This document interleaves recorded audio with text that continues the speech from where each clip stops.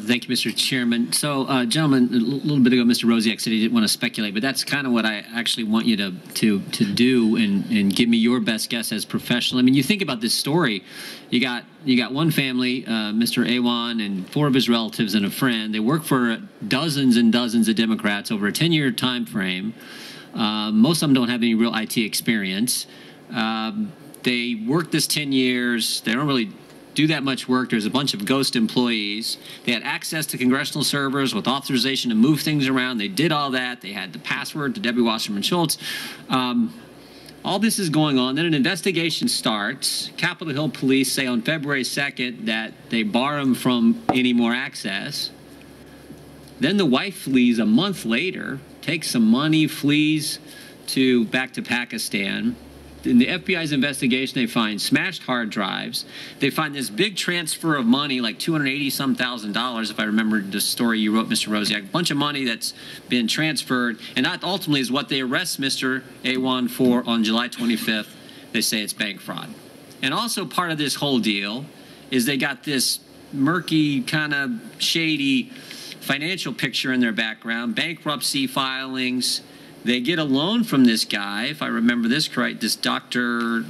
Al-Attar, is that right? Who's a fugitive on the run for tax and Medicaid fraud.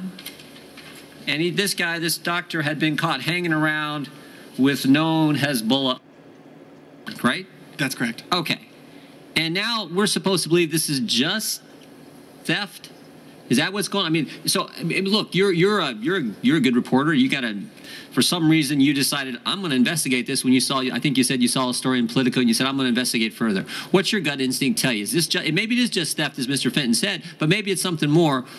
What's your instincts? What are your instincts telling you, Mr. Rosiak? So over the years, everywhere these guys have gone, accusations of fraud have followed them. And the Democrats have said it's Islamophobia, but they have got numerous Muslims, their neighbors, even their own relatives, accusing them of various forms of fraud, and then sometimes threats, including violent threats, to try to suppress bad things from coming out. You also have the financial pressures of bankruptcy and these unexplained transfers from this Iranian fugitive. All of these are clearly red flags. Now you have the 5,000 unauthorized accesses to the House server, and we are told that that was Imran Awan's homework. I believe he has a daughter in elementary school. So this is terabytes of information that's said to have been going off the congressional network, and no one's really disputing that that occurred. But what they're saying is that Imran Awan and his relatives broke into a House server, Xavier Becerra's server, in order to upload 1 terabyte of a 7-year-old's homework and then immediately re-download it. So when you couple that explanation with what we know about the background of these guys and how they've consistently lied on government forms and other things like that. They got a shady background. They got bankruptcy filings in their past. They have at least somewhat of a relationship with a guy who's known to hang out with terrorists, right? Didn't they get a loan with this guy, this Dr. Al-Attar? Isn't there some loan arrangement between the Awans and Mr. Attar? He gave them $100,000. Yeah, so I mean, this at least cries out for a serious investigation when you got people who have money problems hanging out with and getting a loan from someone who is known to hang out with Hezbollah, and they have access to the server for dozens and dozens of Democrat elected officials in the United States Congress. I don't know, but that's a movie right there, I think, right?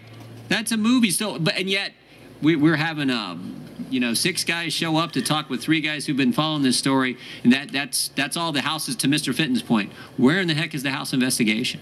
That's what I want to know.